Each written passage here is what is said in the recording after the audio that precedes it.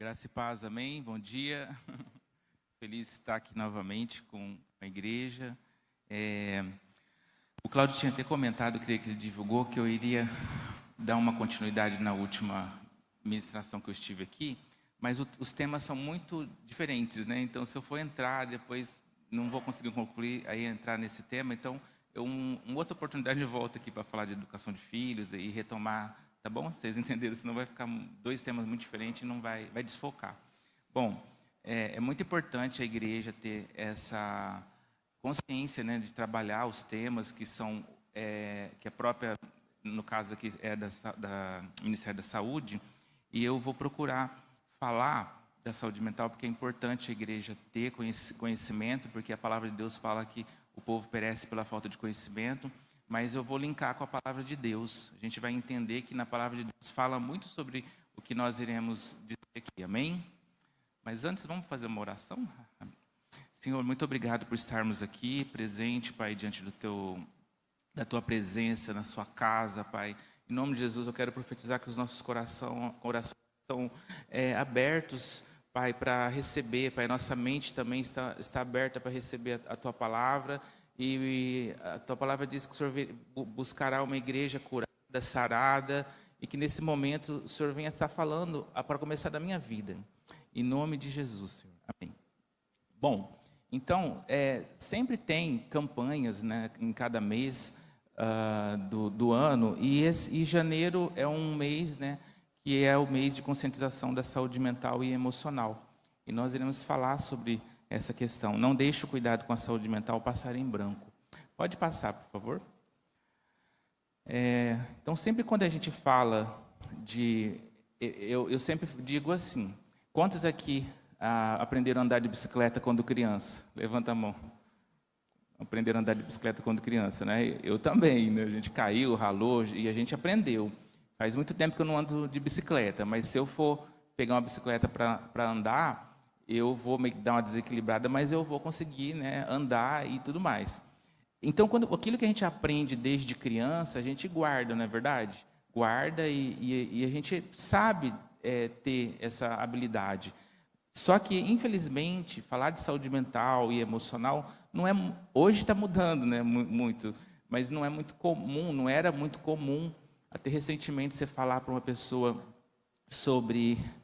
você precisa ir ao psicólogo ou terapia, era meio que ofensivo, né? E falar de psiquiatra é pior ainda, que não sou louco, não sou isso, aquilo, outro, e ao mesmo tempo as pessoas assim tinham vergonha, né, de falar. Mas, na verdade, inclusive até dentro da igreja, falar de depressão, falar de psicólogo, alguma coisa assim, é falta de fé, né? E a pessoa já está adoecida e depois a pessoa ainda recebia aquela carga, ou também espiritualiza tudo, né? É demônio, né? Então eu costumo dizer que nem tudo é demônio, tem coisa que é hormônio, né? Então às vezes o mau humor, às vezes aquela questão, nossa, a pessoa está endemoniada. Uma vez um casal, né, falou comigo assim, eu não sei o que acontece, na igreja é uma seda, mas chega dentro de casa, não sei o que, e qualquer estoura. Aí eu perguntei, tem alguma questão hormonal? Tem, era questão de tireoide e tudo mais, e às vezes a gente não cuida, então tem coisas que até não é espiritual, né? Tem coisas que não é demônio, é hormônio, é físico, né? Então a gente vai falar sobre isso, porque quando a gente diz, olha lá, bem-estar biopsico, social e espiritual, quando a gente fala de saúde mental, a gente pensa assim, eu tenho que cuidar da minha saúde mental, cuidar do meu psicológico, mas é todo um contexto. Assim como o nosso corpo é conectado com a nossa alma, a nossa psique, o nosso espírito também.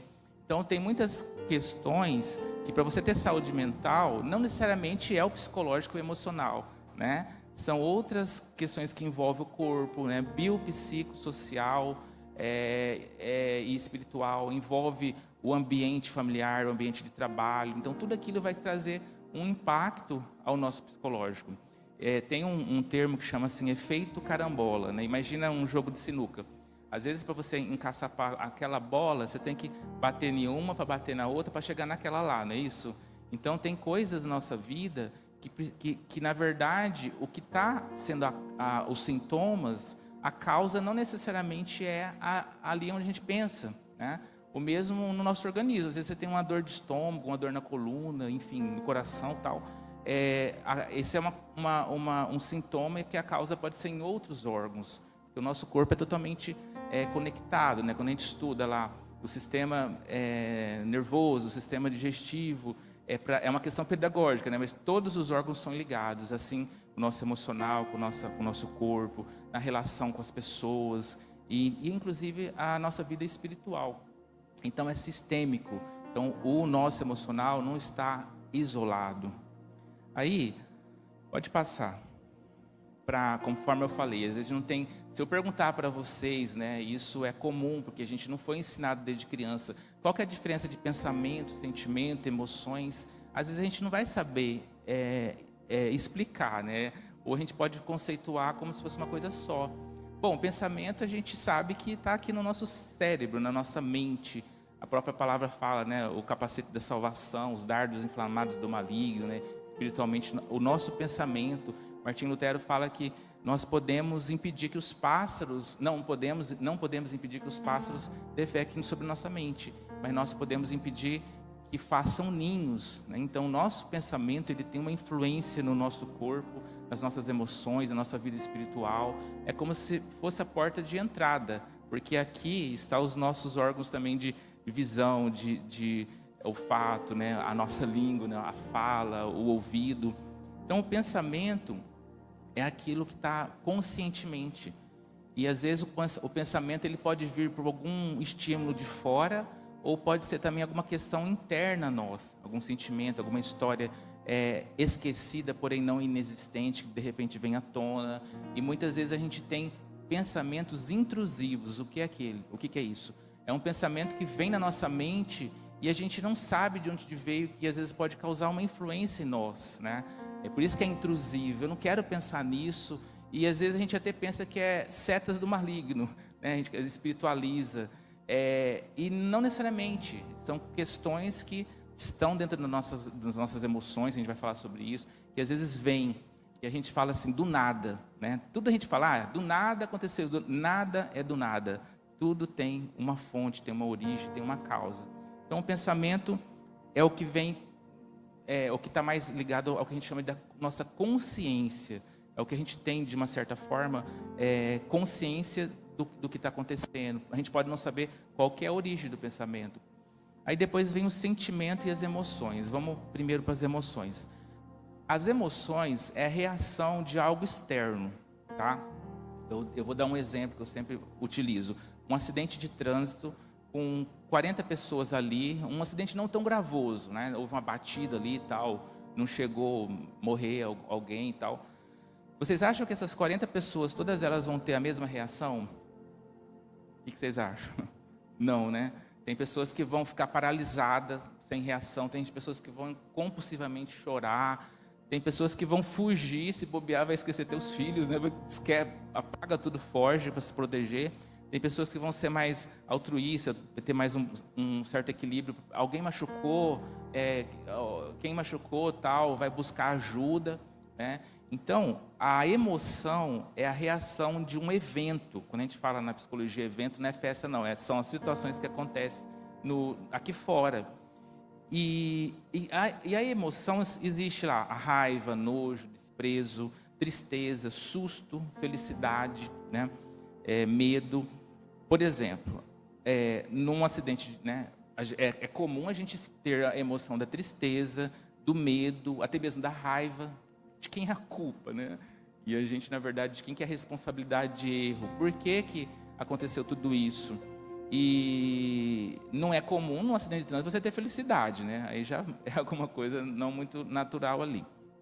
A culpa e a vergonha... Então, essas emoções que eu falei, ela é universal, né? E ela é muito comum às situações. Agora, a culpa e a vergonha depende da cultura. Por exemplo, você vai numa cidade que tem praia, principalmente mar, né? É comum as pessoas irem de sunga, de biquíni ao supermercado, sim ou não? Agora, você acha que é comum a pessoa ir de biquíni ou de sunga no mercado aqui na solteira? Todo mundo vai ficar olhando, assim, né? Então, a vergonha, ela é cultural. Então, a vergonha, as emoções é a reação nossa diante dos eventos, da situação.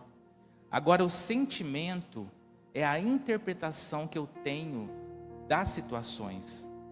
Aí eu vou trazer uma intensidade maior ou menor à emoção. Por exemplo, eu falei do acidente de trânsito, né? Então, houve um evento, houve uma situação. Todos ali tiveram emoções de tristeza, de medo, de raiva. Mas o sentimento são os gatilhos que acessam na pessoa, que cada um vai ter uma reação. Eu vou sentir mais tristeza, o outro vai sentir menos. Vocês estão entendendo? Então vai depender do quê? Da vivência da pessoa, da história de vida, daquilo que acessa nelas. Aí daqui a pouco eu vou explicar o que é o gatilho. Quando acontece alguma coisa, todo mundo vai ter o mesmo sentimento, igual nesse acidente que eu falei, tristeza, raiva, medo. Mas dependendo da história, vai aflorar, é o que eu falo de dor sentida e dor ressentida. A dor sentida é o aqui e agora, e a ressentida são dores que já existem dentro de nós que vêm à tona. Vocês estão entendendo? A gente não vai lembrar de um momento que eu passei por um desamparo na infância. Talvez a criança estava dormindo sozinha, os pais saíram pensando que a criança não ia acordar, e acordou, e estava sozinho, e teve aquele pranto de medo.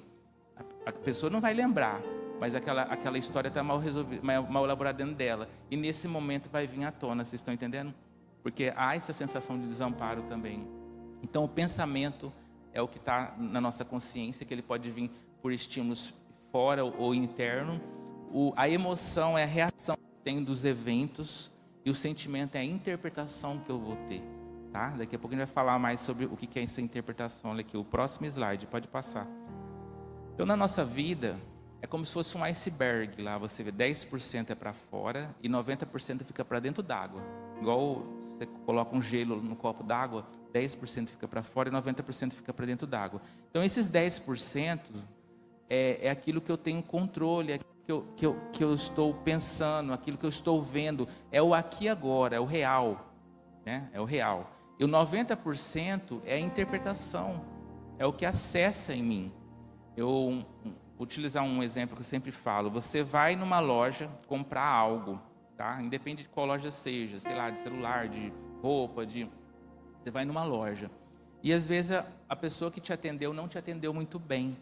E você interpreta que ela jogou o teu bolso, né? Não é legal você ir numa loja e não ser muito bem atendido, não é isso? E às vezes a pessoa tem aquele sentimento, eu nunca mais volto aqui. Sim ou não? Nunca mais eu ponho os pés nessa loja.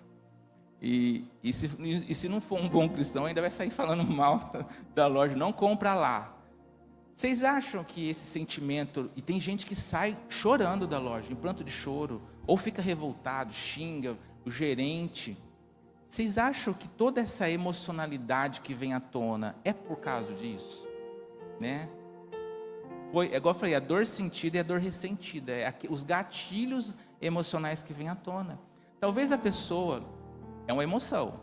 Vamos supor, você não foi bem... É a reação de um evento, você não foi bem atendido. Você vai ficar com raiva, vai ficar triste, né?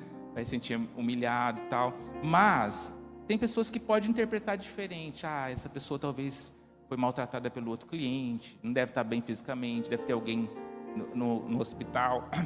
Ela pode... O chefe ali, né, não está pagando direito. Não justifica, né, os problemas, é difícil, principalmente quem trabalha com gente, você tem que estar bem o tempo todo, né? E, enfim, a pessoa pode interpretar e não se deixar levar. 10%, ela foi mais racional. Aí ela vai procurar outro atendente. Agora, aquela que aflora, né, igual eu falei, às vezes tem pessoas que vão até embora em pranto de choro. Mexeu com ela, e principalmente dependendo do momento emocional. Às vezes a gente... Tem dia que está melhor, tem dia que está bem, né? A vulnerabilidade emocional. Talvez aquela pessoa, um exemplo, quando tinha lá seus 8 anos, 7 anos, foi ao mercado. Aí os cuidadores parentais, os pais, o pai, a mãe, ela pediu, deixa eu pegar 3 coisas. Aí pegou lá um doce, um salgado e um brinquedo. Aí na hora que foi passar na compra, o dinheiro não deu, né? Aí teve que tirar as compras, aquela vergonha, chama a gerente para mexer lá no sistema, o povo na fila. Aí tirou as 3 coisas da criança. Tirou o doce, tirou o salgado e tirou o brinquedo porque não era importante. Aí aquela criança se reprimiu, sentiu raiva dos pais, vergonha, e guardou aquela história. Eu nunca mais vou passar por isso. Eu vou trabalhar e ter condições financeiras de dar o meu melhor para os meus filhos. Aí lembra que eu falei da outra vez? Eu vou dar tudo pelo meu filho aquilo que eu não tinha, né? Então é possível que nesse momento que a pessoa foi ser atendido lá, acessou nela essa história. Ela não vai lembrar, mas a história vai vir à tona. São os gatilhos. Vocês estão entendendo, gente? Então, isso é o mundo da nossa saúde mental, emocional. E a gente vai o quê? Enterrando histórias mal resolvidas, mal elaboradas dentro da gente. E nós não somos um cemitério para ficar enterrando histórias. Porque na palavra não é o sepulcro, é a ressurreição. É quebrar a pedra, é arrancar, né, os odores. Porque o que é um luto elaborado e um luto não elaborado? Não é só quando a gente perde pessoas queridas. Vamos dar um exemplo. Quando você perde uma pessoa querida, geralmente o luto de perder uma pessoa querida é pelo menos de 6 meses até 2 anos, 2 anos e meio, para a pessoa elaborar. Isso é natural. Quando passa disso, já vai adoecendo, sendo um tanto quanto patológico. Mas cada pessoa tem uma forma de sentir a dor. E a gente tem que respeitar. Às vezes a pessoa lá no velório ela chora, a outra fica mais quieta. Eu lembro uma vez uma pessoa comentou, eu estava no momento de uma oficina, ela disse assim que ela se sentiu muito magoada porque a irmã falou para o irmão: você não gostava da nossa mãe porque você não chorou no velório dela, né? E ela chorou muito, mas não, cada um tem uma forma de sentir a sua dor, né? E a gente tem que respeitar. Então, o que acontece? Não somente quando a gente perde uma pessoa querida, mas quando a gente passa por uma humilhação, uma traição, uma situação difícil na nossa vida, de perdas, e são histórias mal elaboradas. Quando eu consigo contar a história e trazer uma lição de vida, né, sem embargar a voz, sem engolir seco, é sinal que eu elaborei essa história. Esse luto já foi elaborado. Agora, quando eu lembro de uma história e tem gatilhos, né, e às vezes eu tipo, o nó na garganta, né, engulo seco, e a gente fala: vamos colocar uma pedra nesse assunto. É sinal que existe uma história mal elaborada ali, que um luto que não foi elaborado. E aí a gente carrega o peso da pedra, a força para empurrar para dentro, né? E aí a gente vai tipo adoecendo emocionalmente. A gente vai ficando enrijecido nas nossas emoções. E quando tem eventos, situações que a gente está passando na vida, vem à tona esses sentimentos, né? Esses sentimentos, os gatilhos. Vou dar um exemplo: ciúmes mesmo. Existe o ciúme normal, que é a disputa do colo, né, tal. Existe o ciúme já patológico, que é o quê? São as projeções, são coisas que acessam em mim as minhas vivências. Vou ter falado de um relacionamento conjugal, né? Às vezes a pessoa teve histórias de traição na família, com os pais, ou a própria pessoa teve história e tem uma situação traumática, acaba trazendo para o relacionamento conjugal. E às vezes a pessoa, por exemplo, a pessoa é uma pessoa fiel, né, o cônjuge, e eu estou falando, pode ser o homem, pode ser a mulher, e a pessoa tem ciúmes patológico, mas a pessoa não é aquilo que ela está pensando. Aí vai fazer uma viagem de trabalho: onde você está? Estou aqui no hotel. Faz uma chamada de vídeo, mostra debaixo da cama, no banheiro, pode ser que esteja no corredor, aí pede para abrir a porta. Isso é loucura, né? Mas às vezes, de tanto você projetar na pessoa uma coisa que não é dela, pode acessar nela a vontade, o desejo. Porque nós somos emoções. Então, ou seja, histórias que a gente vai trazendo. Então, isso 10% é o fato. E 90% é a interpretação. São histórias nossas. Às vezes tem muitos problemas de relacionamento que é mais emoção nossa do que o da pessoa. Às vezes você vai chegar lá assim: eu vou chegar no meu trabalho e vou falar tudo que aquela pessoa merece ouvir no seu julgamento. Ou na igreja, né? Ou na família. Aí o que acontece? Você chega lá, primeiro que não tem coragem de falar, né? Mas está ali dentro. Mas a intencionalidade do sentimento é histórias dentro da gente que vem à tona. Então, antes de você, quando você estiver com raiva, uma dica de alguém, vai para o espelho, né? lá na tua casa, ou se tiver fala tudo que você tiver vontade mesmo de falar à pessoa. Você vai esvaziar de você mesmo, das suas histórias, né? Das minhas histórias. E você vai ser mais racional. aí você vai tratar com objetividade. Vocês entenderam? Que nós todos somos emoções, nós temos nossas emoções. Você pode passar? Entenderam aí, gente? Não. Ó, outra questão, não tem como, igual eu falei, é sistêmico. Falar de saúde mental sem falar de atividade física e alimentação, tá? Atividade física. Nós somos feitos para correr atrás da presa e para fugir do predador. Nós somos feitos para se movimentar. O sedentarismo, por exemplo, existem vícios emocionais. Para cada emoção que eu falei lá, tem um impacto no nosso corpo, sabia? Impacto químico. Então, às vezes, a gente pode ter a emoção da tristeza, o hormônio da tristeza, o hormônio da felicidade, né? Quando você vai fazer atividade física. E aí o nosso corpo fica viciado naquele sentimento, entendeu? E aí a gente vai o quê? Acumulando. Uma caminhada traz um manejo de muitas ansiedades, não é assim? Então, quando você vai fazer uma atividade física, vai liberando hormônios no corpo de vida, hormônios de felicidade. Por exemplo, tá? Depois vocês fazem lá na tua casa. Se você conseguir, você está de pé, agachar, ficar de cócoras e levantar, conseguiram visualizar na mente? Agachar lá embaixo e levantar, sem cair para frente, sem cair para trás, é sinal que as suas pernas estão fortalecidas. Então, um corpo, não se ofenda, tá? Estou falando no geral, um corpo preguiçoso é um cérebro preguiçoso, porque o nosso cérebro é corpo, é físico. E já foi comprovado que o fortalecimento das nossas pernas é um sinal de fortalecimento e saúde do nosso cérebro. Então, a atividade física, além de trazer uma saúde mental e emocional, ela previne os estados demenciais, Alzheimer, Parkinson, né? Por isso que está acontecendo, as coisas estão vindo tão mais cedo, esses adoecimentos, porque está havendo o que é um sedentarismo, o vício nas telas, não é verdade? Cada vez mais o ser humano está ficando sedentário. Então, não tem como falar de saúde mental sem falar de saúde de atividade física. Muitas vezes você vai ao psicólogo, a primeira coisa que ele fala é isso, tá? E alimentação? Nossos pais e avós sempre falavam, é melhor descascar do que desembrulhar. Porque o nosso intestino é o segundo cérebro. O nosso cérebro daqui da cabeça é o cérebro da razão. O intestino é o cérebro da emoção. Existem neurônios no nosso intestino que são os mesmos do nosso cérebro. Aí você vai no nutricionista, uma das primeiras coisas que ela pergunta, como está as suas fezes, não é assim? Para que às vezes você não lembra, né? Vai ter que lembrar. E a qualidade das nossas fezes, da nossa alimentação está intimamente ligado à qualidade das nossas emoções. Porque os profissionais da alimentação falam, tem coisa que a gente come que é lixo e é veneno, não é verdade? E hoje a gente tem recurso no Instagram para seguir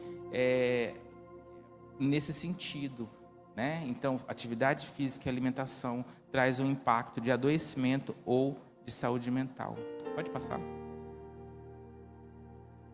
Agora, vamos lá. Essas 3 palavrinhas para a gente conceituar um pouco aqui. Estresse, né? Ansiedade e depressão. E falar, estresse não é saudável, eu não posso ter estresse, eu estou estressado, né? O que é o estresse? Eu falei de academia. Você vai lá na academia, levantar peso. Você sempre tem que pegar um peso que está além do que você suporta, né? Assim, aos pouquinhos. Então, o estresse, na verdade, são os desafios, né? Por exemplo, você chega lá de manhã, um sábado de manhã, a casa tudo bagunçada, né? Então, o que é o estresse, né? Você tem que limpar a casa, tem que tudo de novo, para sujar de novo, né? Você vai lá no seu trabalho, levantar para trabalhar, aí você consegue uma outra conquista, você vai fazer um curso, até você chegar no certificado. Isso é estresse, não é isso? É o desafio e é saudável. O estresse é saudável. O que não é saudável é quando a gente sobrecarrega a tal ponto que traz uma fadiga. Lá na academia você vai levantar um peso, além, você vai machucar o teu músculo, machucar o teu corpo, né? E quando eu falei de fortalecimento do corpo, principalmente depois dos 40 anos, né, hoje já está sendo conscientização, não é só academia, a caminhada, você fazer academia de fortalecer os seus músculos, porque o fortalecimento do teu corpo está intimamente ligado também ao fortalecimento das nossas emoções, né? Então o estresse, ele é saudável nesse sentido. Agora, por exemplo, quando a pessoa se sobrecarrega de tudo, de muitas coisas, ela não consegue falar não, e ela quer deitar a cabeça no travesseiro e apagar, para não pensar, né? Aí eu pergunto, a gente está correndo atrás de algo, ou a gente está fugindo de algo? Ou mesmo fugindo de nós mesmos?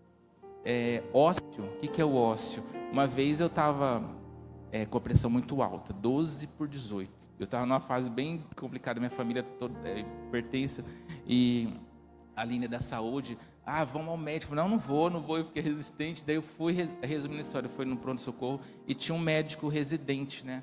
E tinha um monte de gente ali, ele deu muita atenção para a gente, ele ficou, acho que, uma meia hora ou mais falando, e ele falou 8 passos, 8 itens para a saúde física, e no antepenúltimo ele falou psicólogo. Aí você tem que ir ao psicólogo. Você sabe o que faz o psicólogo? Aí eu olhei para ali e fica quieto, não fala nada, né? Ou seja, o que eu falava eu não estava vivendo. E eu estava com uma apostila, um marca-texto, preparando aula ainda. Ele falou assim, você está com uma apostila, o que é isso aqui? Não, estou preparando aula. Ele falou assim, então, você está no pronto-socorro com a pressão alta, preparando aula. Aí depois eu falei assim, depois você pode ir ao psiquiatra. Aí, por último, sabe o que eu vou te receitar? Ócio. Falei, ócio, não é vagabundagem, é mal visto. Ócio é um momento que você precisa ter para você, que você não vai ter compromisso com nada ou com ninguém, entendeu? Alargamento mental. O que é alargamento mental? É você olhar para algo que não tem fim, olhar para o céu, olhar para as estrelas, olhar para o pôr do sol, sair do cimento, sair das telas, entendeu?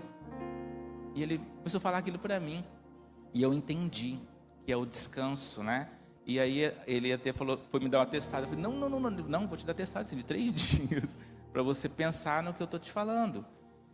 E a gente, por exemplo, o celular mesmo, até o celular tem que carregar, né? E geralmente o ideal é desligar o celular para carregar. A gente usa o celular carregando, né? Então a gente está muito robotizado, isso não é saudável. Então ter esse momento. Ansiedade, eu não posso ter ansiedade não é saudável. Ansiedade é saudável. Ansiedade é autopreservação. Você vai virar uma rua ali, tá, né, numa esquina, aí você ouve um barulho de um cão latino, e pode ser um cão muito bravo, um Rottweiler, um Pitbull, algo assim. Aí você vai virar a esquina, você tem aquela sensação, eu vou enfrentar ou eu vou voltar, né? Eu vou fugir, né? Fuga enfim. Aí vem aquela adrenalina, aquele batimento de coração. Isso é ansiedade. Ansiedade é autopreservação. Saber o meu limite, percepção do perigo. Porque se eu não tiver ansiedade, eu vou indo, né? Eu vou enfrentando e tá tudo, e assim vai. Ou seja, o que tem naquela rua? Será que está preso? Será que está dentro a gente não sabe. Então a ansiedade está sempre voltada, focada para o futuro, para o virar aquela rua. Agora, o que se torna incapacitante, que nos trava, que nos tira do nosso sono, aí já é uma ansiedade, né? Fora do comum, da normalidade. E 85% daquilo que a gente fica com ansiedade não acontece, não é assim? Ou às vezes até o que a gente pensava que ia ser de tal forma e não aconteceu. Então a gente vive muito no território mental. E o território mental ele tem influência tanto quanto ou mais se fosse real. Um exemplo comum, eu tenho medo de perder minha mãe. Medo de perder minha mãe. Acontece alguma coisa, aí às vezes a mãe, enfim. Aí depois é o medo, né? É uma ansiedade, o medo de perder o emprego, é a ansiedade do irreal, é o território, mas causa impacto para a gente a cada dia. Vocês entenderam? E às vezes até mais do que acontecer, porque quando acontece você vai ter que enfrentar realmente a situação. E a depressão, toda dor ela é saudável, porque a dor aponta uma necessidade que a gente precisa de cuidado.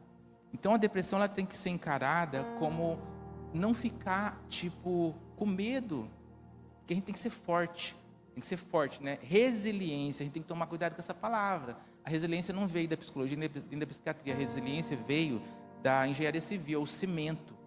Realmente, a gente tem que ser resiliente para enfrentar o mundo lá fora. A gente tem que ser forte, ser simples como a pomba e prudente como a serpente. Para a gente enfrentar as coisas aqui fora, né, a gente não tem que chorar, não tem que mostrar fraqueza. É igual um soldado que vai para a guerra.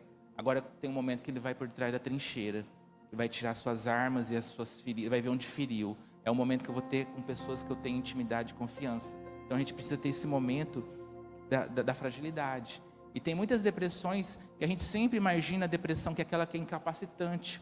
Que a pessoa não consegue mais trabalhar, não consegue mais vir à igreja, quer ficar só dentro do quarto. Mas existem muitas depressões que a pessoa está feliz. A pessoa está feliz, a pessoa está... Mas os pensamentos, né? A pessoa está... E tem a depressão que não é aquela que deixa a pessoa para baixo, e tem a depressão da euforia. Que a pessoa está ligada na eletricidade, o excesso da felicidade, né? Há quem diga que o palhaço, ele é triste. O palhaço, quando ele está lá brincando tudo, mas quando ele vai para casa, ele chora ao fazer a maquiagem e chora quando tira a maquiagem. Ele tem contato consigo mesmo. Então, são questões que a gente precisa assim, conhecer mais e saber. E quais são os manejos, né, para a gente lidar com tudo essa questão aí. Pode passar? Aí a autoestima. Autoestima. Quando a gente fala de autoestima, eu ser elogiado, né? Estar bonito, né? Conseguir algo, tal. E pode já passar o próximo. Tem 3 bases da autoestima, tá? A primeira, e está conectado com a parte do nosso corpo, é a nossa mente. Onde nossa mente tem o nosso cérebro, a nossa inteligência, o nosso pensamento, o nosso raciocínio, é o cognitivo. Aí nós temos o sentido de sermos competentes. E nós somos cobrados desde criança para sermos competentes, não é isso? O estudo, o trabalho, é tudo aquilo que eu consigo fazer, aquilo que eu tenho, que eu consegui ter, conquistar. E a competência está ligada a estudos também, a habilidade. Não só você ter um título acadêmico, mas você fazer um bolo, fazer uma comida bem feita, né? São as nossas competências. E é agradável a gente ser elogiado por algo que a gente tem, ou que a gente conseguiu, né? E aí está ligado à nossa mente, ao nosso cognitivo, né? Aí depois vem o coração, o afetivo, a afetividade, o sentido de valor. É eu ter um valor, não pelo que eu tenho, não pelo que eu posso fazer, pelas habilidades, mas sim pelo que eu sou. Né? Então aí vai diminuindo a quantidade de pessoas, né? Geralmente a competência é pessoas que você tem as habilidades, o seu trabalho e tudo mais.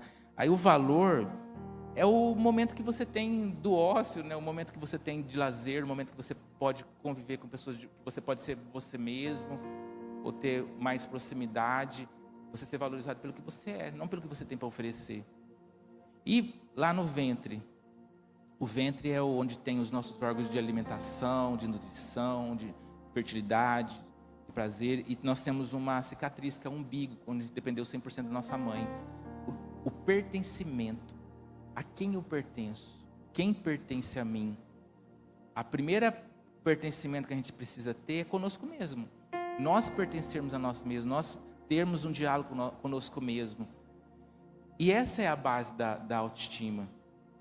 Alguém aqui conversa sozinho? Sozinha? Vocês têm a habilidade de conversar sozinho? Começa a conversar, discutir com você mesmo, responde com você mesmo.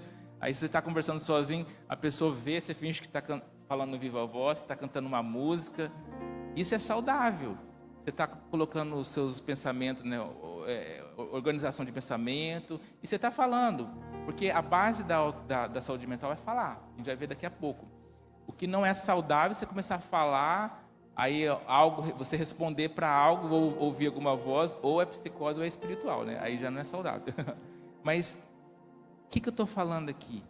Pertencimento, a quem eu pertenço, quem pertence a mim. Aí já vai estar ligado o que é a intimidade comigo mesmo, a intimidade com pessoas. Se você tiver 3 pessoas com quem você pode falar de você mesmo e a pessoa compartilhar com ela, você é uma pessoa rica. E Jesus também tinha 3 pessoas, Pedro, Tiago e João. Ele não tinha intimidade com todos os discípulos, com todas as pessoas. A gente precisa dessa habilidade também. Não ande só, Provérbios 18, versículo 1 fala: aquele que se isola, insurge-se contra a verdadeira sabedoria de Deus e busca seu próprio interesse. Nós não podemos viver sozinhos, a gente precisa, há amigos mais chegados que irmãos. Então o que acontece nessa tríplice da autoestima? A gente sempre é cobrado a sermos competentes, e a gente tem como base da autoestima a competência. Mas a base da saúde mental não é a competência, é o pertencimento. Porque a competência um dia você pode perder, o valor também você pode estar sozinho, mas o pertencimento é a base da autoestima. É você pertencer a si mesmo, você ter pessoas de intimidade e principalmente pertencer a Deus.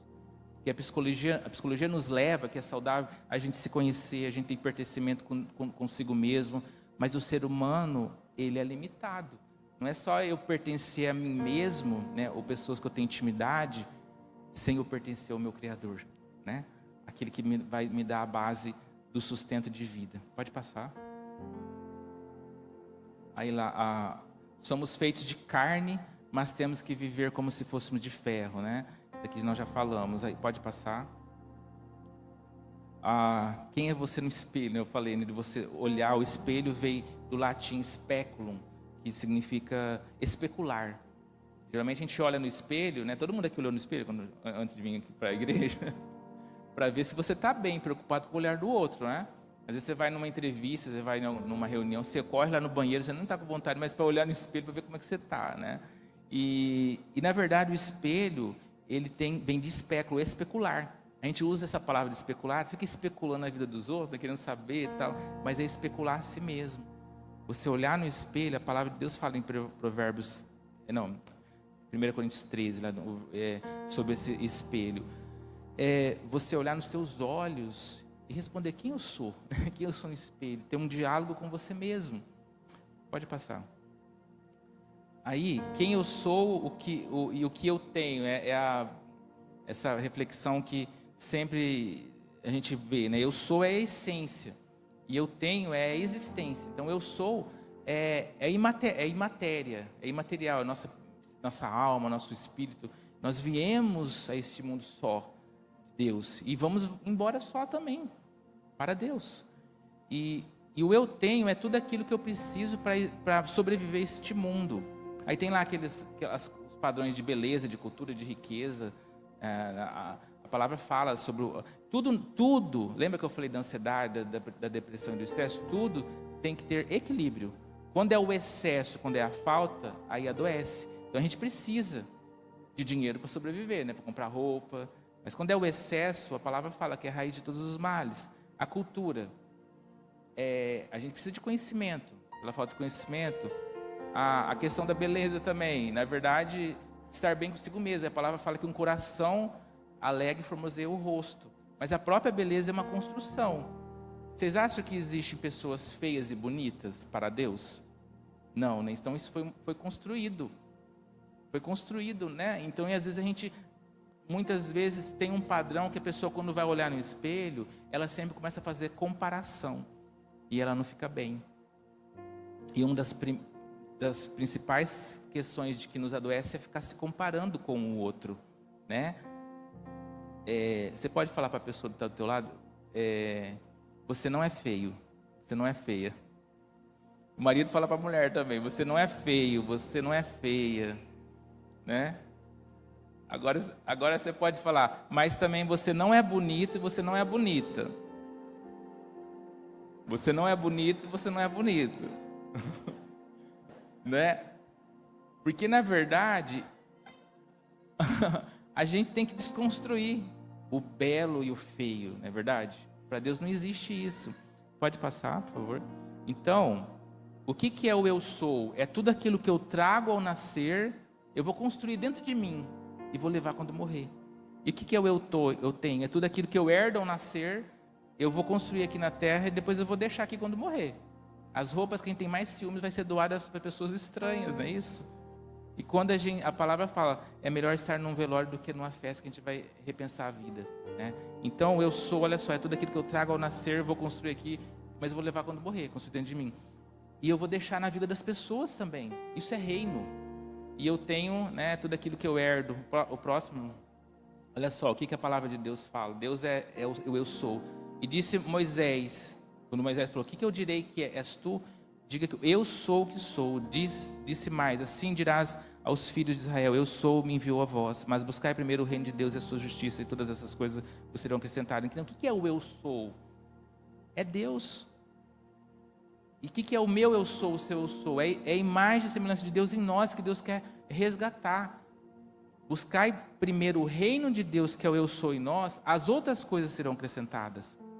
Deus é o eu sou, e o diabo é o eu tenho, né? Eu te dou isso, te dou aquilo, mas eu quero destruir tua alma, a nossa alma. Deus é o eu sou. Buscai primeiro esse eu sou e eu sou nós, e as outras coisas vos serão acrescentadas. E no reino do inimigo é o tenho. Eu tenho, e a nossa alma é desacrescentada. Pode passar. Então, o que seria esse autoconhecimento? É um processo de escolha que não tem fim. E a gente se conhece falando. Daqui a pouco a gente vai ver textos bíblicos. Eu creio que muitos aqui já tiveram igual uma panela de pressão em tempo de explodir. Aí você encontra alguém, você fala. Você respira, você em lágrimas, você desabafa em lágrimas, em palavras. Aí você respira, nossa, você foi uma bênção. E a pessoa fala, eu só te ouvi, né? Ele faleceu, Rubem Alves, ele era teólogo, psicanalista, educador também. Ele falava que a gente tem curso de oratória, de como falar bem em público, mas nós precisamos de ter curso de escutatória, de ouvir. A melhor forma de amar alguém é investir teu tempo para ouvir essa pessoa, né? Então, essa autoimagem, e não tem fim. Não tem aquela palavra que fala que o choro lava a alma? É assim? Aquela palavra que eu falo assim, aquela frase, né, popular. E faz sentido. O choro lava a alma. Quanto tempo faz que você não chora? Principalmente na presença de Deus, no seu lugar secreto. Sabe por quê? Vai criando barreiras dentro da gente, de nós conosco mesmo, e até mesmo com Deus. Porque o conserto está aqui dentro. E o desconcerto também. Porque quando eu não tenho essa habilidade de lidar comigo mesmo, eu acabo distanciando de Deus. Os personagens da Bíblia, né, lá, a transfiguração, a fenda da rocha, até Caim e Abel, quando chegou diante de Deus, diante da glória, temeu a Deus. A gente quer Deus, mas a gente teme Deus. Tem medo de Deus, porque quando a gente não tem medo de Deus, a gente tem medo de nós mesmos. Quando a gente chega diante da glória de Deus, é o que? É exposto quem nós somos. Muitas vezes a gente foge. Isaías, né, 6, ele temeu a Dedeus, porque ele foi colocado o quê? Exposto o quê? O pecado dele, que era de lábios impuros. Eu vivo de lábios impuros, só que Deus, ele vem o quê? Não vem para acusar, vem para trazer libertação. Aí as brasas vivas tiradas do altar o purificou. É esse momento que é momento você com Deus. A gente nunca perder esse momento do lugar secreto, desse choro, dessa confissão de pecados para com Deus, essa intimidade. Então, autoconhecimento não é só ter contato com nossas angústias. O que é angústia? Aquela dor no peito, né? São as palavras não ditas. Então, uma base da saúde mental é falar. O que é? Não é só ter contato com os nossos problemas, mas é também ter contato com nossos potenciais, com a nossa grandeza. Que um dia talvez a gente foi ferido pelos controladores sociais, que são os invejosos, né? Que não deixou a gente ser intenso naquilo que a gente é, e a gente se fechou. É ter contato até mesmo com aquilo que a gente foge, e nós sermos protagonistas da nossa própria vida. Então é essa limpeza. Por exemplo, eu falei, o choro lava a alma, né? É o banho emocional. Você consegue se imaginar um dia sem tomar banho aqui em Ilha Solteira? Uma semana, um mês, um ano, 10 anos, ou a sua idade. Quando eu falo não tomar banho, é não ir ao cabeleireiro, não ir fazer barba. Assim é nós emocionalmente quando nós não falamos, não choramos, não nos quebrantamos para Deus ou para alguém, tá? E no meio evangélico tem algo muito errado que a gente fala. Eu resolvo tudo com Deus. Resolvo tudo com Deus. Aí a pessoa fala, tipo, você não precisa de ninguém. Sim, a gente tem que ser totalmente transparente com Deus. Mas tem áreas na nossa vida que a gente precisa ter um amigo, irmão, a gente precisa falar. Daqui a pouco a gente vai ver na palavra sobre isso. Pode passar. Olha, tem essa frase, quem olha para fora sonha, né? É importante a gente sonhar, tal, mas quando eu olho para dentro, eu desperto. Eu revejo até meus sonhos. Tem alguns sonhos que é autoafirmação, tem alguns sonhos que eu estou buscando. Então eu revejo, pode passar? O poder da palavra. Existem 4 tipos de palavras. Palavra dita, bendita, maldita, não dita. A dita, eu falo para me comunicar. Garçom, dá meu cardápio. A bendita de bênção, você é um sucesso. Ela traz um teor emocional positivo. Maldita, você é um fracasso. Ela traz um teor de maldição mesmo. E a palavra não volta vazia. A palavra não dita já é o silêncio. São as palavras que nunca foram faladas. E geralmente essas palavras que não foram faladas estão dentro da gente. E ela é fruto de palavras malditas que a gente recebeu. Nós somos frutos das palavras que recebemos. E a palavra não dita é aquilo que eu não falei. Aquilo que está ali parado.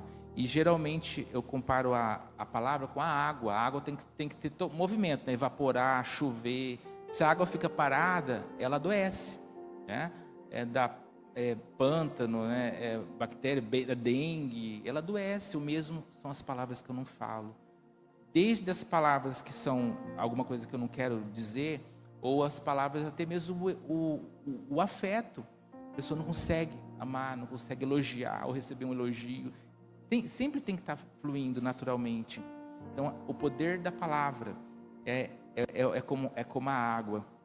E quando eu falo, gente, que a gente tem que falar o que está dentro do nosso coração, ou falar o que para a gente descarregar, né, tal. Não é falar a qualquer momento. É naquele momento que eu falei de secreto, com Deus e com uma pessoa, que vai trazer construção de crescimento para você e para o outro. Não é assim, o Elias falou lá que agora eu tenho que falar tudo que eu tiver vontade. Tipo assim, às vezes você está na raiva, ela está na fúria, no estresse. Às vezes chega dentro de casa. Quando a pessoa está com raiva, a pessoa pode ser eu, você, e a gente fala, a gente fica bem. E se descarregou. Só que a palavra não volta vazia. Você vai jogar palavra de maldição para alguém, não é verdade? É como se fosse quebrar vidraças, não é verdade? Então a gente está ferindo alguém, não é nesse sentido que eu estou falando, mas ter um momento a sós. Pode passar. O homem é dono do que, o homem e a mulher, dono do que cala, escravo do que fala. Quando Pedro me fala de Paulo, sei mais de Pedro do que de Paulo. Já são as projeções das pessoas, que nós também somos sujeitos a fazer isso. Ou seja, quando o Pedro vem falar do Paulo, vem falar mal do Paulo, meter a boca no Paulo, mas o Paulo é isso, o Paulo é aquilo e tal, ele está falando mais dele do que de Paulo. Ou quando vem elogiar, aquela pessoa que elogia, né? Ela está mostrando como que está o estado emocional dela. Porque aquela pessoa que fala mal do outro, vai virar as costas, vai falar mal de você também. São as inquietações dela. Vou dar um exemplo para ficar mais claro. Uma vez uma palestrante, ela tem milhões de seguidores, ela falou assim, que quando ela fala algo nas redes sociais, tem umas mulheres que vêm falar mal dela. Que ela está feia, o cabelo dela está feio, a roupa dela está feia, que ela falou não tem nada a ver, e tem outras que vêm elogiar a pele, o cabelo. Aí ela entra nos Instagram daquelas mulheres. E aquela que xingou a ela são mais feias do que ela, segundo ela. E aquelas que elogiaram são mais bonitas do que ela. Ou seja, as pessoas falam, e nós também, as nossas projeções, as nossas inquietações. Por isso, a gente tem que fugir da aparência do mal, sim, tá? Mas a gente muitas vezes não tem que se preocupar com o que as pessoas falam. Chegam em você o que as pessoas falam de você. As pessoas projetam as inquietações delas. Todos nós estamos sujeitos a isso, não é verdade? E até esses dias eu vi assim, que às vezes fica preocupado com o que as pessoas falam. Só que é o seguinte, na verdade as pessoas não estão nem aí pra gente. As pessoas não estão pensando na gente. As pessoas gostam de fofoca, na verdade, as pessoas que querem falar do outro. Então a gente tem que, na verdade, focar e cuidar da nossa vida, cuidar do nosso emocional, cuidar do nosso... até eu ouvi uma frase, não importa o que fala de você, importa quem esteja falando. Aí sim, né, que é ouvir os conselhos daquela pessoa que a gente tem que fugir da aparência do mal, né? Assim, vou fazer o que eu quiser, não é nesse sentido que eu estou querendo dizer. Olha lá aquele versículo, pode passar? Por que você repara no cisco que está no olho do seu irmão e não se dá conta da viga que está no seu próprio olho? São as projeções, né? Aqui, se você não se curar do que lhe feriu, vai sangrar em cima de pessoas que não lhe cortaram. Ou seja, nós somos fruto das nossas dores. É o trauma, que é o fato. A traumatização é a consequência daquilo que eu trouxe dentro de mim. E a traumatização, cada um pode ter uma interpretação diferente. E o embotamento é quando eu me calo. Embotamento é igual a pipoca que estoura lá e aquela que não estourou. Eu me calei, eu estou guardando. Pode passar. Aqui, ó, a mulher que foi pega adultério, né? Jesus falou: quem não tem pecado, atire a primeira pedra. Então as pessoas estavam com pedras ali para matar aquela mulher. E era o quê? Algo na área sexual. Muitos homens cobiçavam aquela mulher, queriam apedrejar. Outros tiveram algo com aquela mulher. E muitas mulheres queriam, na verdade, estar na condição de desejo e tudo mais. Então quis apedrejar. Então quando quem acusa, confessa. Por isso que Jesus fez essa reflexão interpessoal. E todo mundo viu dentro deles o seu pecado e teve empatia, teve misericórdia. Então, como está, pode passar, como está a nossa lente? Como eu estou vendo a vida? Como nós vemos o mundo? Como nós nos vemos? Então, isso é o nosso estado emocional. Eu fico buscando culpado por tudo, das minhas histórias, tudo, ou eu vou examinar a mim mesmo? E quando eu busco culpado por algo que fizeram comigo, eu estou dando poder até hoje para a pessoa que me prejudicou. Eu desisto fácil, ou eu busco caminhos novos, né? Eu estou insatisfeito com o que eu faço, ou eu amo, pode passar, ou eu amo o que eu faço, né? Como que está o meu autoconhecimento? É básico ou ele é crescente? Eu abalo muito com as críticas, ou eu cresço com as críticas? E detalhe, crítica é bem-vindo quando ela é solicitada, tá? Então a gente não tem que dar liberdade ao que as pessoas querem fazer uma crítica, né? Eu posso fazer uma crítica, tal. Lembra das projeções. As pessoas podem estar trazendo projeção delas mesmas. Quem precisa ouvir isso não está aqui, né? Às vezes você está pensando, eu quero que a pessoa poder... Não, quem está aqui é para você. Não queira mudar o outro. Ninguém muda ninguém. Mas a partir do momento que eu mudo, eu posso trazer constrangimento para mudança para o outro, né? Eu critico muito, eu demonstro empatia. Pode passar. O próximo. Olha só, rapidamente.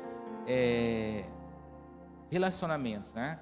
Então, todos sabem que tem um relacionamento intrapessoal comigo mesmo, interpessoal com o outro e vertical, que é com Deus.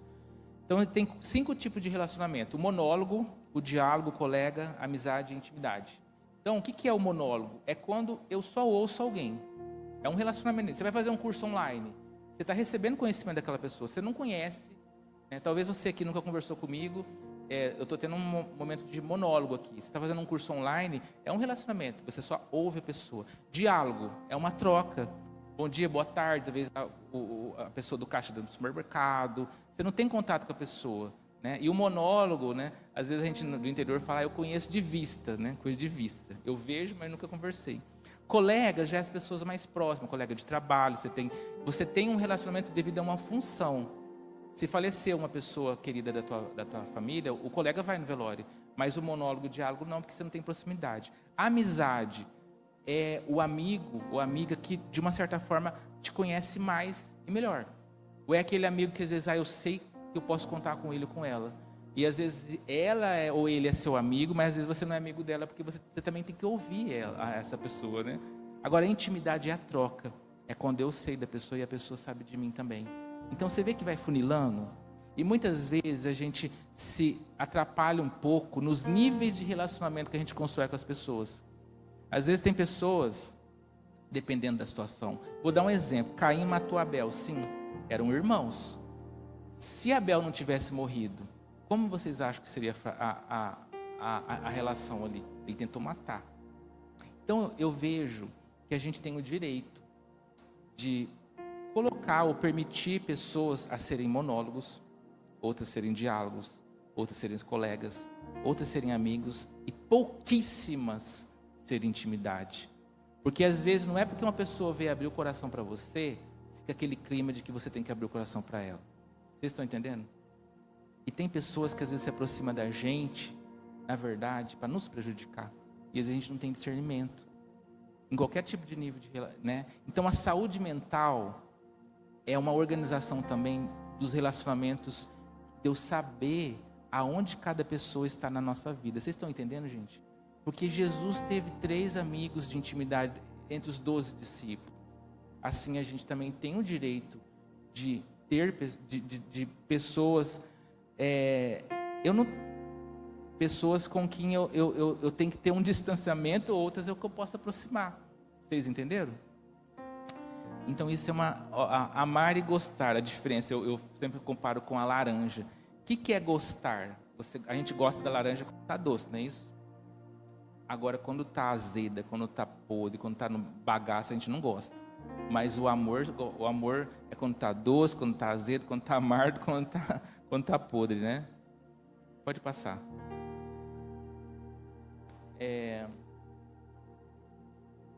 Aqui, né?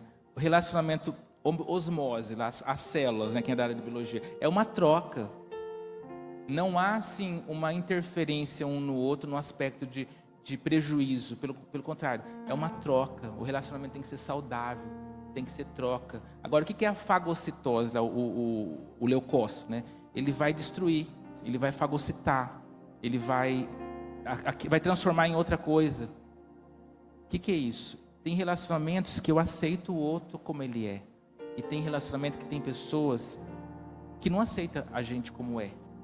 Ela fica fagocitando o tempo todo. Ela fica querendo mudar o outro para satisfazer a si mesmo. E o outro tem horas que não sabem quem ele é. E principalmente no relacionamento quando é de intimidade. Até de relacionamento conjugal. A pessoa vai ceder na cultura, vai ceder no jeito. Aí começa a criticar até o jeito da pessoa se vestir, o jeito da pessoa respirar, espirrar. Vai afastando da família, trazendo mais para perto da família dele. E a pessoa vai se perdendo. Então, isso, quando a pessoa quer ter o controle, quer mudar, às vezes isso nos adoece também. A gente tem que se... Sabe o pisando em ovos, né? Aquela pessoa pisando em ovos. Você não sabe se ela está... Você vai receber um carinho, vai receber uma agressividade, né? Então, vamos lá. Pode passar. Essa aí, pode pular esse aí, por favor. O próximo. Então, existem guerras públicas e guerras anônimas. O que é uma guerra pública? É algo que você está passando dificuldade na sua vida, que as pessoas sabem. As pessoas se compadecem, as pessoas, né? A dor é sua. Só você sabe a dor que você está... Você tem pessoas que te auxiliam. O que é guerra anônima? É quando ninguém sabe. Só você sabe. Né? Olha lá, aquela foto lá dessa mulher. E essas guerras anônimas... que emocionalmente elas são perigosas, porque a gente vai se calando, a gente vai adoecendo e vai sofrendo em silêncio. Pode passar. Aí nós temos na nossa vida a pulsão de vida e a pulsão de morte. É igual o sangue, tem o sangue arterial e o sangue venoso. O sangue arterial que leva nutrientes, o sangue venoso são as toxinas. E o nosso corpo é involuntário. Eu posso falar assim, eu vou ficar 3 dias sem ir ao banheiro. Posso falar isso? Eu vou conseguir? Não, né? Porque o nosso corpo vai liberar. Mas o nosso emocional, ele é involuntário. Ele vai liberar se eu buscar, se eu der vazão a isso, se eu tiver um manejo, mas às vezes a gente não tem conhecimento. Então, nós temos a pulsão de vida, que é a autopreservação, que é a libido. Quando a gente fala de libido, não é somente a questão sexual, sexo de cópula e tal. É tudo aquilo que me traz vida. Vamos supor, quando a gente está com fome, está com sono, às vezes não fica de mau humor, né? Então, é uma energia agressiva, porque é uma frustração, está faltando algo. Aí depois, quando você come, né? Você se alimenta, o bebezinho mesmo, ele chora, energia agressiva. Aí ele amamenta, né? Aí ele teve aquele gozo, né? Isso é pulsão de vida. São as questões da nossa vida que nos trouxeram contentamento, satisfação. Já a energia agressiva é fruto de frustrações. Então nós temos 2 forças na nossa vida: a pulsão de vida e a pulsão de morte. E a autopreservação é sempre a pulsão de vida prevalecer. Aquele dia que você acorda, você quer ver o sol, quer trabalhar, quer produzir, a pulsão de vida está prevalecendo. Aí tem aquele dia que você não quer nem abrir a janela, você não quer ficar debaixo da coberta, ou às vezes debaixo da cama, no escuro. Às vezes é saudável ter esses momentos, sabia? O que não é saudável é ser contínuo, incapacitante, não sair de dentro do quarto. Que é aquele momento que eu vou ter comigo mesmo. Porque nós vivemos a ditadura da felicidade, né? Das redes sociais e tal. A tristeza é uma emoção também. A tristeza faz parte. A gente tem que dar vazão aos nossos sentimentos. Pode passar. Aí a gente vai chegar, quando tem o adoecimento das nossas emoções, do suicídio consciente imediato e o suicídio inconsciente imediato. O que é o consciente imediato? Imediato. Foi imediato, a pessoa tentou contra a própria vida. E quando ela conseguiu, aí as pessoas perguntam, por que ela se matou? Por que ela se suicidou? Ah, é por causa disso, por causa daquilo, por causa que perdeu a mãe, dívidas. Não é todo mundo que perdeu a mãe, que tentou contra a própria vida e tal, mas não foi a causa, né? Foi cumulativo. A pessoa vem assim desde a infância, se calando, se fechando e tudo mais. E o inconsciente imediato é o quê? É quando a pessoa não tenta contra a própria vida, mas ela já desistiu da vida. Ela quer morrer. Às vezes ela tem até uma doença psicossomática, ela vai ao médico, o médico prescreve uma medicação e alimentação que ela não pode comer. Se a pessoa está com pulsão de vida, ela vai seguir à risca. Se está com pulsão de morte, aí que ela vai comer o que não deve, que ela não vai fazer. Aí a pessoa começa o quê? Se colocar em risco, altas velocidades, workaholic, né? se sobrecarregar, pode passar. Então o processo de adoecimento psíquico, que é o suicídio, ele tem 3 fases: o pensamento, o planejamento e a tentativa. Então o pensamento é quando eu penso muito em morrer. Às vezes eu fico pensando em morrer, se eu morresse, fosse para a glória, estaria bem. Ou o planejamento, começa a planejar como eu vou morrer e não vai causar tanta dor. Às vezes começa até a pesquisar. É uma ponta de um iceberg. A nossa saúde mental não está bem. Ou quando às vezes a gente espiritualiza e a gente sente que Deus vai me recolher. Eu não vou entrar no detalhe da questão de talvez uma palavra, alguma coisa assim espiritual, profecia e tal, mas eu estou falando do aspecto do adoecimento emocional, das pessoas terem um sentimento que Deus vai recolher, Deus vai recolher. Isso é um sinal de adoecimento psíquico e emocional, que é natural. E a pessoa nunca vai tentar contra a própria vida, mas ela está numa depressão que não é incapacitante, vocês estão entendendo? A pessoa às vezes está trabalhando, está feliz, mas está no âmbito do pensamento. O pensamento é o ensaio da ação. Agora aqui, para concluir essa parte de tentativa fatal. 1 a cada 8 homens que tentam contra a própria vida efetua. E 1 a cada 15 mulheres não. Então o enforcamento é o principal. Aí você vê que os homens arma de fogo, né? E as mulheres medicação. E 78%, e hoje na verdade 80% de casos de suicídio é mais os homens do que as mulheres. Então isso é algo preocupante e também necessário de investir nos homens. Por quê? A mulher fala, a mulher chora, a mulher tem contato mais com suas emoções. A mulher desde criança ela se cuida, não é isso? Né? Desde a primeira menstruação. E o homem não. O homem tem que ser forte. O homem não pode falar, não pode chorar. O homem não pode falhar. E às vezes vai tendo perdas hormonais. Né? A mulher faz, né, os preventivos, reposição hormonal, perda de libido. E às vezes o homem não se cuida. E o processo natural de envelhecimento, o homem vai perdendo a testosterona, perdendo as questões hormonais. E aí é onde tem as falhas, inclusive na intimidade. E como o homem não fala, né, a falha, ele é como se fosse ir para a morte. Vocês estão entendendo, né? Falando claramente, as disfunções sexuais, isso é preciso ser falado. Aí é a morte para o homem. Muitos homens que não têm, lida com a frustração, acabam tendo violências domésticas contra a mulher e tal. E isso acontece porque é natural. E às vezes não vai ao médico, né? A urologista só vai hoje em dia para fazer aquele exame que a gente faz piadinhas, né? Mas às vezes o homem... E outro detalhe, há uma porcentagem de índice de suicídio compatível com o índice de disfunções sexuais. É como se fosse assim, a mesma, porque o homem se calou, não se falou. Pode passar. Então agora, entrando para concluir, passos para a restauração emocional à luz da palavra. Então o que a palavra de Deus fala? Primeiro, circuncisão de coração. Lembra que eu falei da mente, o coração?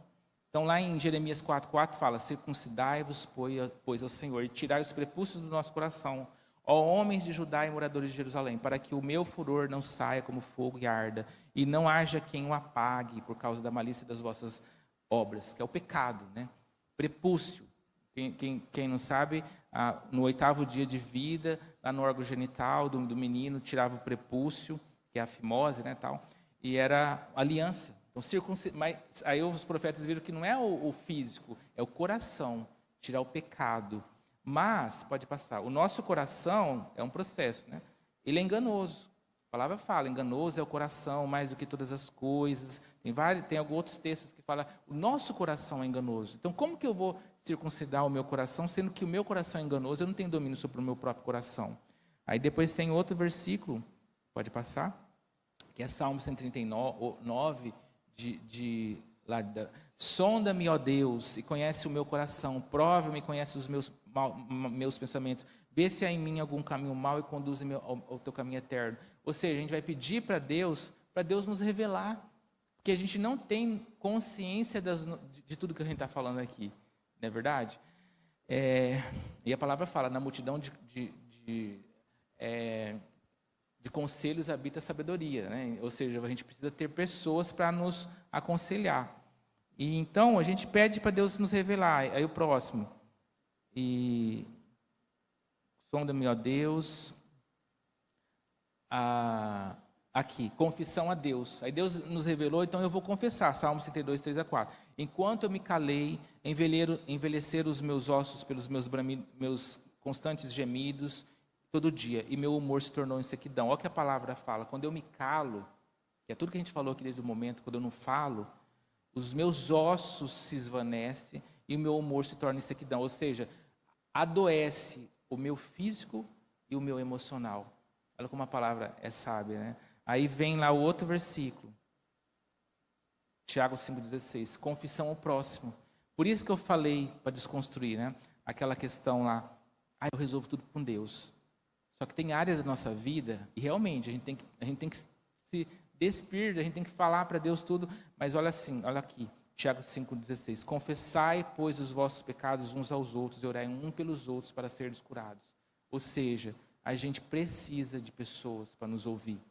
Trazei luz às minhas trevas. Há áreas da nossa vida que o Espírito Santo não vai atuar, porque é legalismo do inimigo. E a partir do momento que a gente fala, esse legalismo é quebrado, aí o Espírito Santo vai atuar. Vocês estão entendendo? São áreas que estão assim, ou um pecado oculto, que é um ciclo, aquele ciclo da nossa vida, constantemente a gente, aquela área ali, e ela tem um cunho emocional sim, tem questão física também, porque o pecado ele tem um envolvimento físico, emocional e espiritual também. Né? Por isso que não é só expulsar o demônio, nem tudo é demônio. Mas o inimigo da nossa alma, ele vai intensificar aquelas áreas que nós somos vulneráveis e frágeis. Amém? Então, a confissão é o próximo. E outra questão, a oração, né, que eu falei assim, de você colocar para Deus. A oração ela tem um cunho espiritual e ela também é terapêutica. Sim ou não? Porque a gente está falando, né? E às vezes a gente foge da oração, porque a gente sabe que quando a gente for orar, a gente vai falar coisa que dói na gente, né? Aí a gente começa a fugir da oração. De repente, eu quero orar para interceder para os outros, que é uma bênção, intercessão. Mas às vezes você vai orar e você começa a orar pelo outro, e Deus quer tocar na sua alma, né? Aí para te curar, para você estar bem, para depois você poder orar pelo outro, interceder pelo outro. Então a oração é terapêutica e libertação. Aí depois vem a purificação, pode passar? Né? Lava-me completamente, purifica-me, alvo mais com a neve, pode passar. Aí uma interpretação equivocada de tudo que eu falei, mas maldito homem confia no homem, e na mulher também. Eu vou ficar falando de mim? A palavra fala, maldito homem confia no homem, mas não. O que é maldito homem confia no homem? É 3 processos. Você confiar a tal ponto lá, maldito homem confia no homem, que faz da carne mortal o seu braço forte, afastando-se assim o seu coração de Deus. É quando a gente faz da pessoa a nossa idolatria.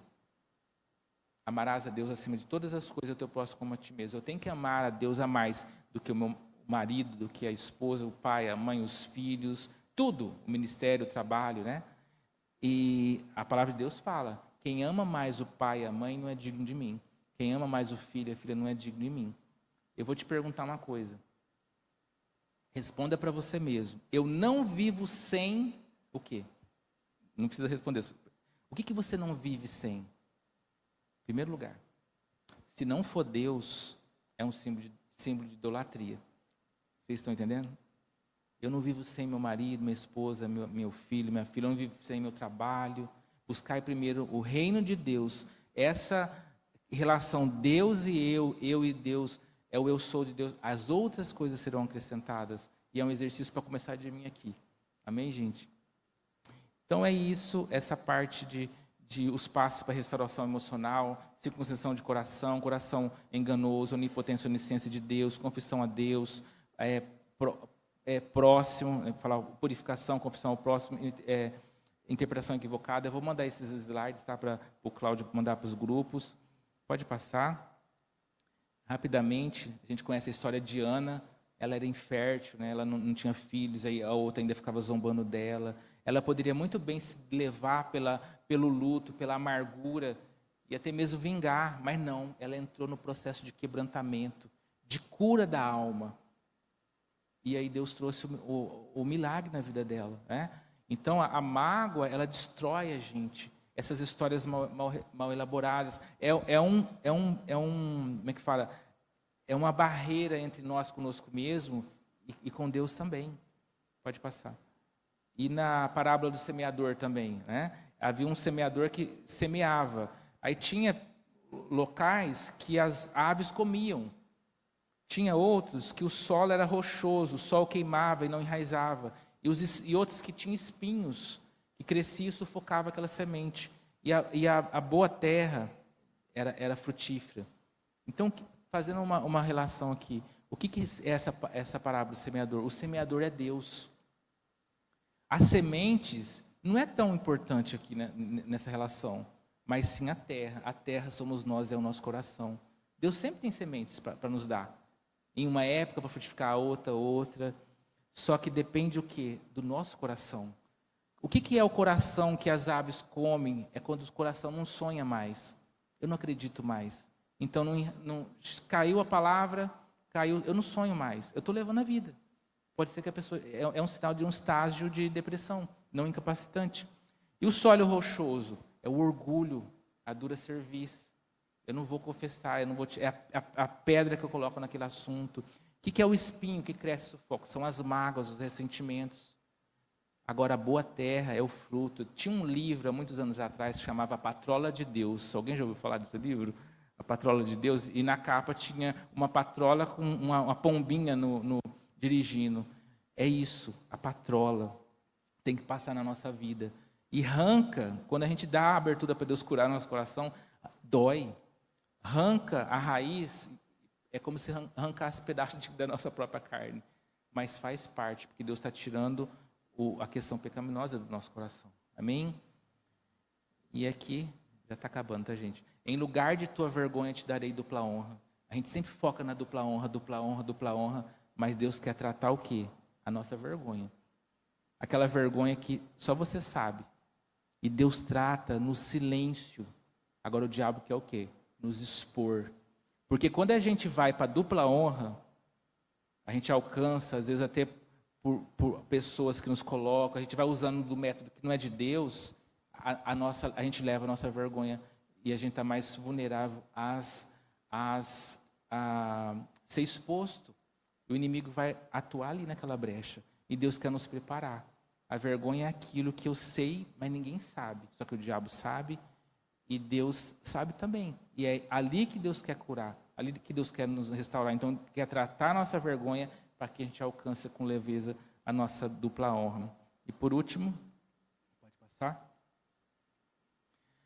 Essa história aqui é muito rica, a ressurreição de Lázaro. Essa doença não acabará em morte. É para a glória de Deus, para que o Filho de Deus seja glorificado por meio dela. Aí o que acontece? Era impossível a ressurreição de Lázaro, sim ou não, gente? Está morto ali. Só Deus para ressuscitar Lázaro. E Deus ressuscitou. Só que, olha lá, antigamente envolvia nessas faixas e colocava uma pedra para tampar ali. Só que não era fácil tirar a pedra para Deus. Se ele ressuscitou, não custava nada arrancar a pedra e, sei lá, mandar os anjos lá desatar os nós lá, né? Desatar aquela faixa. Só que Deus falou, tire a pedra de Lázaro, chamou, e desatem as faixas. O que significa isso? A sua vergonha, a minha dor, a sua dor, é impossível, somente Deus. Mas precisa de pessoas que vai tirar a pedra e desatar as faixas. Você é convidado e convidada a tirar as pedras e desatar as faixas daquilo que Deus te curou, daquilo que Deus te restaurou, amém? Nós nos tornamos a autoridade das histórias que a gente viveu. E tudo que eu falei aqui, todos nós estamos suscetíveis a passar, amém? Inclusive eu que estou aqui na frente, né? Hoje eu ensino aquilo que eu passei e passo, né? E quando eu falei de atividade física e tudo isso, é algo de cuidados nossos. Às vezes a gente leva certos sentimentos para até mesmo em jejum, em oração, pedindo para Deus, e muitas vezes é o que é um suplemento hormonal, é uma atividade física, é uma coisa que a gente precisa cuidar do nosso corpo, que é santuário do Espírito Santo, amém? E essa questão aqui que eu finalizo, que é o tirar a pedra e desatar as faixas. Esse é o papel da igreja, esse é o nosso papel. E a ressurreição, o que está preso lá naquela pedra, naquela tumba lá, precisa ser verbalizado, amém? Vamos nos colocar em pé? Precisa ser confessado para que haja ressurreição, porque é a morte. O pessoal do louvor pode vir aqui à frente. Ficou claro, gente, igreja? Faz sentido? Então, tudo que a gente falou aqui de saúde mental, de saúde emocional, e a gente vê que está dentro da palavra de Deus também. Amém? Em nome de Jesus. Feche seus olhos. Senhor Jesus, obrigado por esse momento que estamos aqui, falando da Tua palavra, ouvindo a Tua palavra. Eu quero declarar, em nome de Jesus, para começar de mim aqui, o Senhor quer trazer uma igreja curada, restaurada. O Senhor está curando a Tua igreja, restaurando a Tua igreja. Eu quero declarar, Pai, cada coração aqui, inclinado, Pai, para uma mudança de vida, um discernimento de sintomas, de pensamento, que o Senhor venha tocar, Pai, com brasas vivas tiradas do altar, na nossa mente, no nosso coração, no nosso ventre. Em nome de Jesus, precisa de atitude. Eu quero falar aqui para você que está aqui, se você vem carregando histórias, sentimentos, segredos, não tem coisa pior do que um segredo nunca confessado. Não ande só. A palavra de Deus fala que aquele que se isola, insurge-se contra a verdadeira sabedoria de Deus, busca seu próprio interesse. Você está adoecendo como um leproso, você está adoecendo, e o inimigo está te acusando. Não ande só. Existem pessoas boas, por mais que passaram pessoas sobre a tua vida, que te feriram, e hoje você se fechou. Hoje você se fechou para o afeto, para a ajuda. Não preciso de ninguém. E quando a gente fala que eu não preciso de ninguém, eu estou sendo autossuficiente e também eu não estou precisando de Deus. Eu não estou me quebrantando para Deus. Volte lá no caminho onde houve esse nó. Busque pessoas, existem pessoas. E você também, que já ajudou muitas vidas. Você que já teve um ministério, já ajudou muitas vidas, e inclusive nessa área. E você se decepcionou com a ingratidão das pessoas, você se decepcionou com as pessoas que se aproveitaram. E às vezes a gente fala assim, eu não vou mais fazer. Mas quem somos nós para deixar de exercer o ministério? Porque Jesus veio lá naquela glória e morreu naquela cruz. Volte a fazer o chamado, porque Deus está chamando pessoas para desatar nós. Deus está chamando pessoas para retirar a pedra que tem mortificado vidas, tem deixado vidas ali presas. Que o Senhor Deus venha levantar a tua igreja. E esse chamado é para todos nós. Esse chamado é para todos nós. O Espírito Santo venha nos testificar, Pai, essa manhã, para a honra e glória de Jesus. Amém.